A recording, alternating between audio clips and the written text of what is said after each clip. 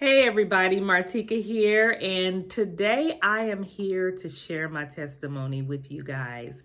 I am a pretty private person, so I've been a bit hesitant in sharing what's been going on with me, but as my husband put it, you never know, you could help somebody else. And I am all for that, you guys. So that is one of the main reasons I am sharing my experience with you all.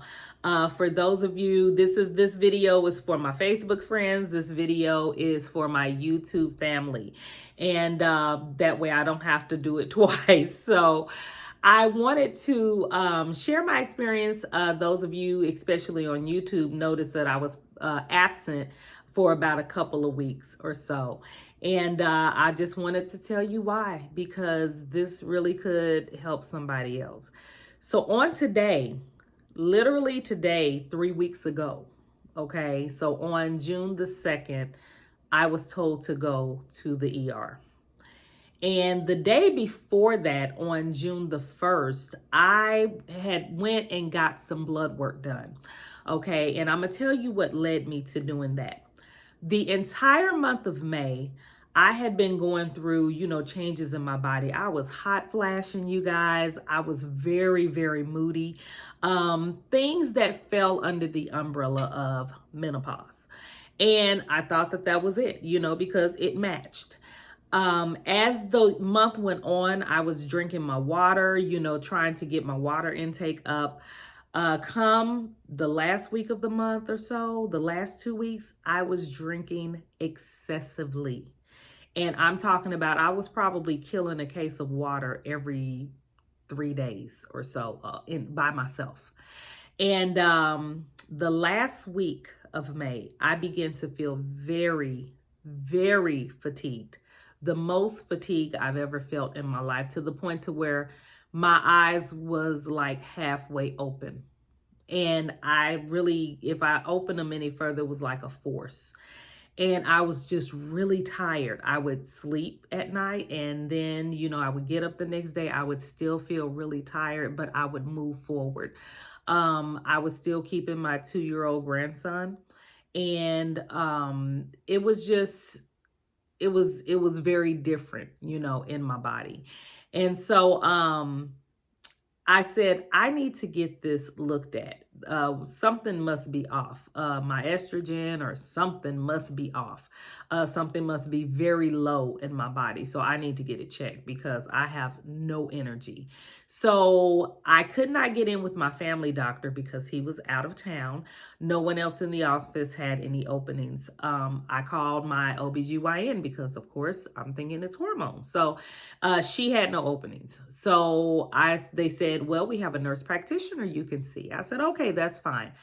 I drove myself. It ended up being on the other side of town, and I drove myself out there. Remember that I drove myself. Drove myself out there. She did a bunch of blood work, asked a lot of questions, sent me home. So I went on home, and I also went to the chiropractor that same morning because I had read that, if it's like a hormonal imbalance, getting adjusted, making sure everything is in alignment, for your nervous system, that could possibly help too. So when my chiropractor saw me, we went on ahead and did the adjustments, and the adjustments was great.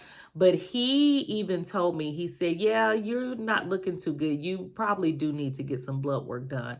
And so I ended up doing that. Fast forward to the next day, June 2nd. I'm keeping my grandson, and I get a call from my OBGYN's nurse. And she said, hey, Martika, we got your blood work back, and your hormones are fine. You've got to go see a doctor today, or you've got to get to urgent care as soon as possible. I'm like, what's going on? She goes, your blood sugar levels are 769. And I'm like, what? I'm hearing her, but I'm not hearing her because I'm so fatigued. And she said, yeah, people with your numbers are usually unconscious. So I was in a lot of danger with a 2-year-old with me. So she said, as a matter of fact, I'm going to call your doctor for you and I'll call you right back. So she did that. She called me right back. She said they have no openings. Of course, your doctor is out. And they said for me to tell you to go to ER now. I said, okay. I didn't hesitate on asking any more questions. Hung up, called my daughter. I'm like, hey, where are you? Luckily, she got off early that day. She was headed to the store, but I said, hey, I need you to come get the baby and I need you to take me and drop me off at ER and your dad will meet me there. She's like, okay, I'm on my way right now. So she got there within a few minutes. She wasn't far from home. So she dropped me off at ER. And you guys, here's where it really started getting real for me. I walked in ER and there were three of the nurses sitting at the desk.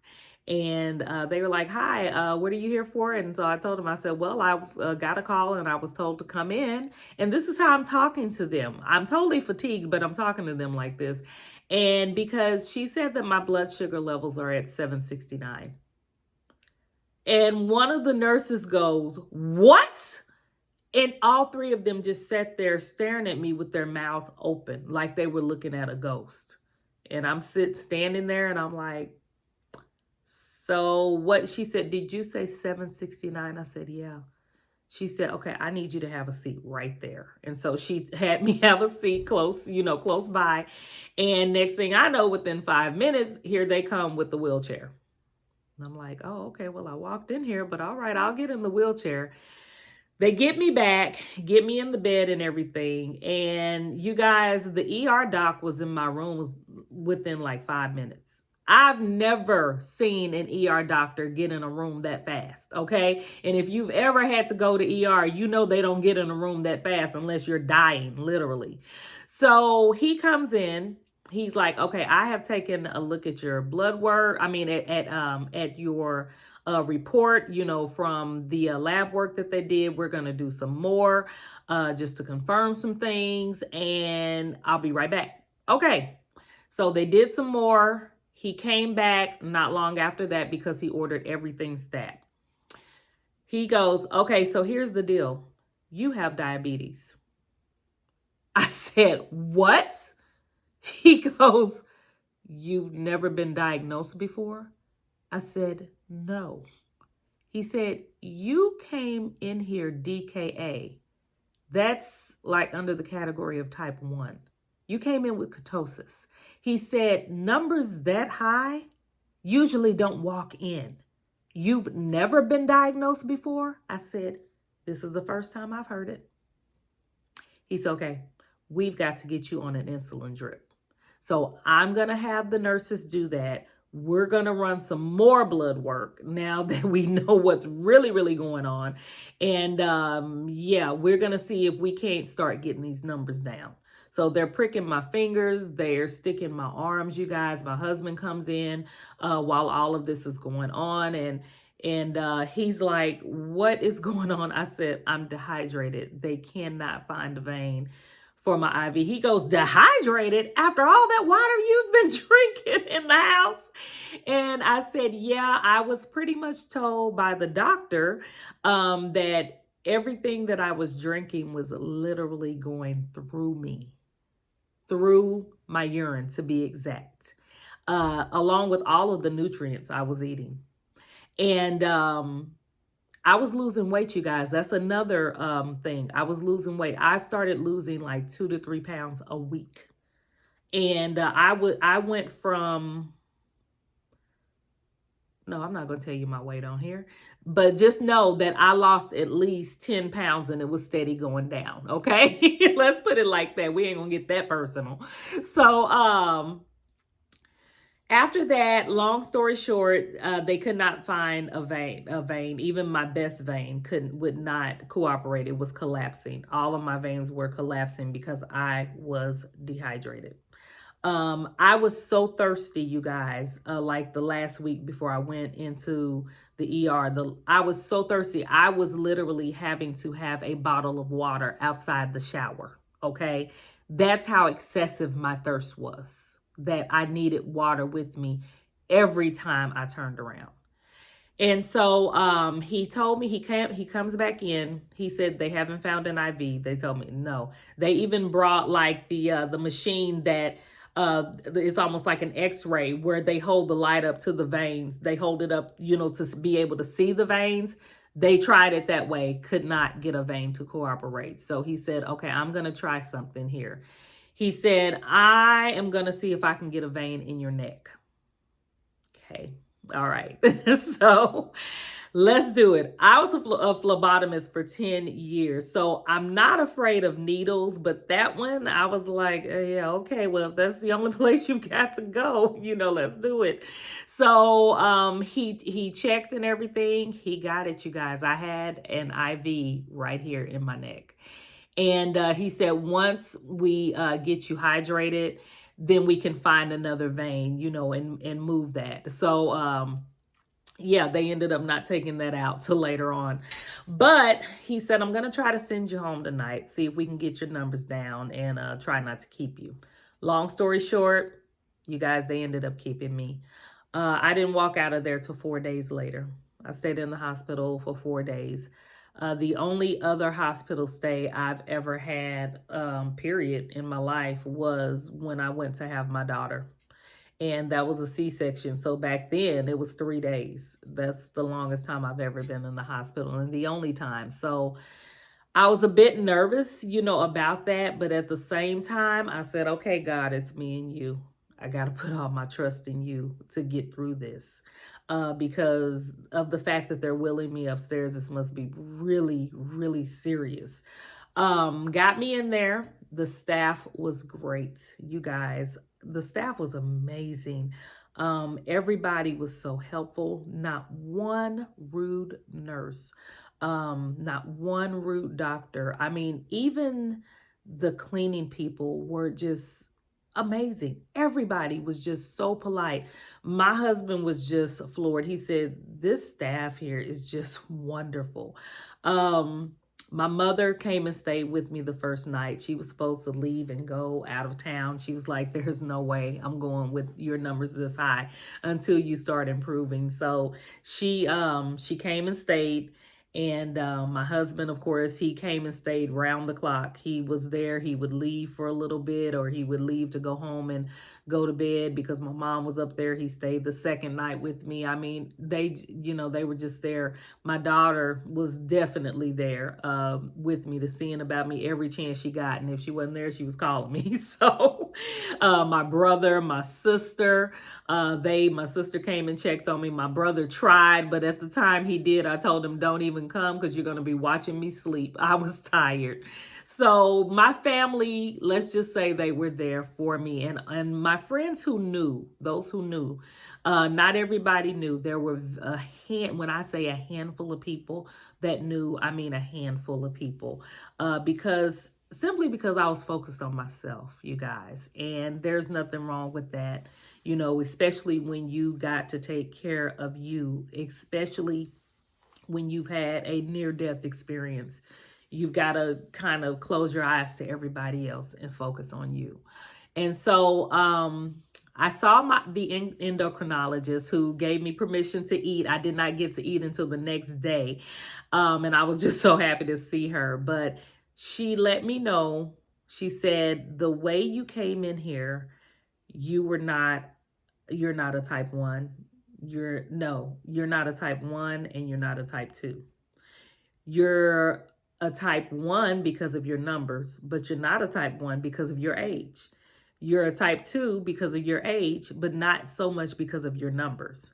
So as the nurse explained it, she's like, you pretty much sit in the middle like a 1.5. And you guys, there is a such thing as diabetes 1.5. Go look it up. So just very odd. However, they had to run some more blood tests on me later on to really confirm what type I am. And I did end up being just found out the other day that it is type 2. So I got sent home on insulin. Okay. That was one of my biggest fears. I did not want to take insulin, but I did not fight it because it was the only thing. She was so honest. She said, with numbers this high, because there was a couple of days, you guys, they couldn't get my numbers to stay too far under 300. And another endocrinologist explained to me why. He said, for the past few months, your body has been used to running on numbers that's 200 and something to 300, and most likely above on its own. And finally, your pancreas said, that's enough. I'm not making any more insulin right now. So that is when, numbers start skyrocketing. So it got me in like the zone where my body was used to being, and it would not move. And so we finally broke, we broke that 300 mark. And I was sent home, and I'm going to tell you, my very first reading when I went home on my glucometer was 257. 257. That was my first reading. And at that point, that was like almost normal for me, because that's where my body had been running on its own. Had to get used to the insulin.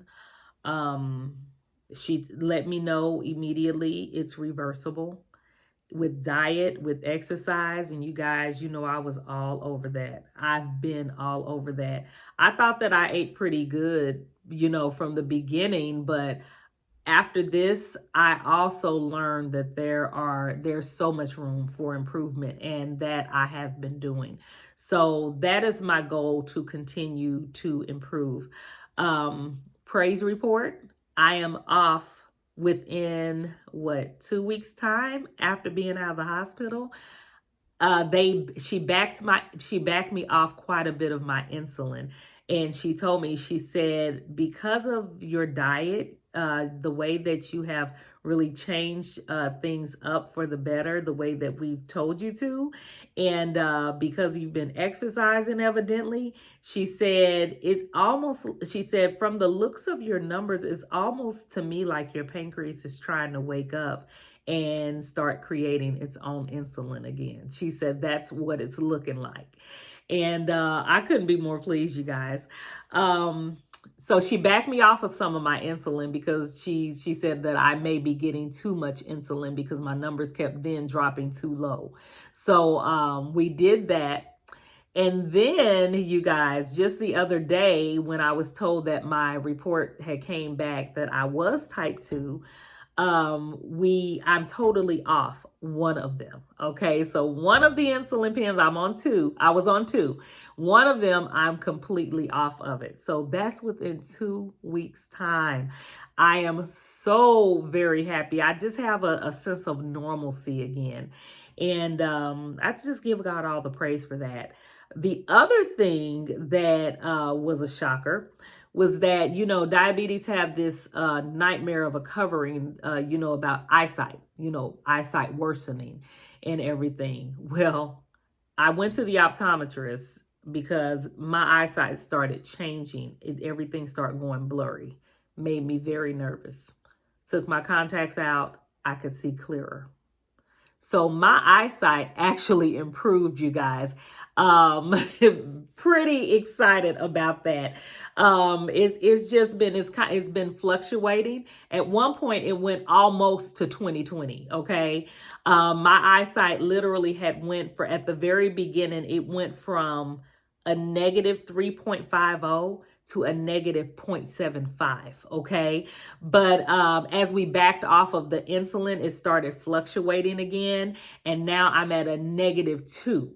So still not where I was. So my eye doctor, he told me, he said, this lets me know what the sugar diabetes, he said, was doing to your body. And he also let me know too, you guys, and this is why I'm sharing this with you too. And also because my husband thought that it was a good idea for me to. He told me, he said, you come in here at 48 years old, and looking at you, looking at your attitude, looking at what you've been through, and looking at your eyesight, he said, I want you to know, because I've seen him about 5 times. That's about how many times my eyesight have changed within the past 2 weeks. He said, you have inspired me to do better. He said, I have found a eating program, not just a diet, but a lifestyle change of a program that I have adopted in my life. He said, I started working out again. He said, I want you to know you did that. You did that for me, and without even trying. He said, and I just wanted you to know. And I'm like, thank you. Because if I can inspire anybody to do better, I am all for it, you guys. I'm not worried. I'm not worried. I got God, and God's got me. There was a phlebotomist that came into my hospital room one night. I don't know if she was an angel, but she was definitely God sent at the time that I needed her the most, because it was within one of those 2 days when my numbers would not come down. And when the doctor left the room, she was getting ready to draw my blood. And she looked at me. She was just a beautiful lady, beautiful African American woman lady. She spoke with the softest tone. I mean, it was just, I could hear her talk all night, seriously. And she goes, you know what? She said, I heard what they said that your numbers were. She said, and I want you to know that I am going to be in agreement with you. I'm going to be praying for you. She said, because God can fix this, honey. She said, He created us. He knows how to fix it. You guys, that's all that I needed. I needed that at that very moment. It was just me and her in the room. And it was amazing. I needed that. So God knows what we need when we need it, okay? Just remember that no matter what you're going through. But I will tell you, pay attention to your body, okay? I should not have walked in that ER room, but I did. I should not have been able to drive myself to that appointment to get my blood work done, but I did. I should not have been alert enough to keep my 2-year-old grandson, but I was. Okay? I should not have been conscious, or worse, but I'm here. I'm here.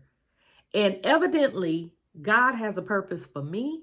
God has a purpose for you, because we're here. Okay? So as far as Martika goes, I'm paying more attention to me. I'm listening to my body. I'm learning my body. Okay. I'm really listening and learning.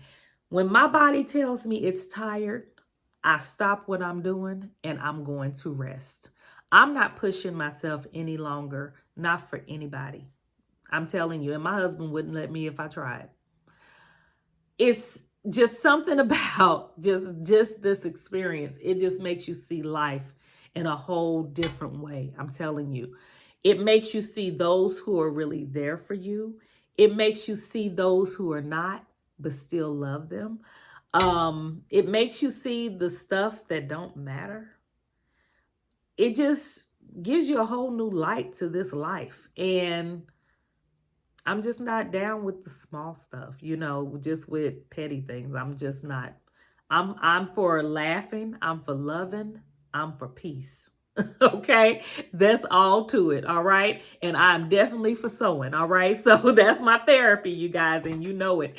So and I'm going to get back to that really soon as I continue to get my strength back, because yeah, it's been something, just learning the new diet, learning the things that I can have, that I can't have. And just, like I said, learning my body, learning me again, spending a lot of time with me and with him. Okay. So yeah, just know that I appreciate you guys in advance for the kind words. I appreciate you just for watching. I appreciate you. So you guys be blessed. There was something else in the back of my mind that I wanted to tell you, but it must not be that important because it's not there anymore. So, and that's okay. If it's that important, I'll shout it out somewhere. But yeah, you guys take care. Know that I'm okay. I'm okay. I'm taking one day at a time. One day at a time, because I got a goal, and that's to get off of this other insulin pen. I do, have other meds that I have to take, not very many. Not very many at all, but you know, it's what I have to do. Not crazy about it, but it's what I have to do right now.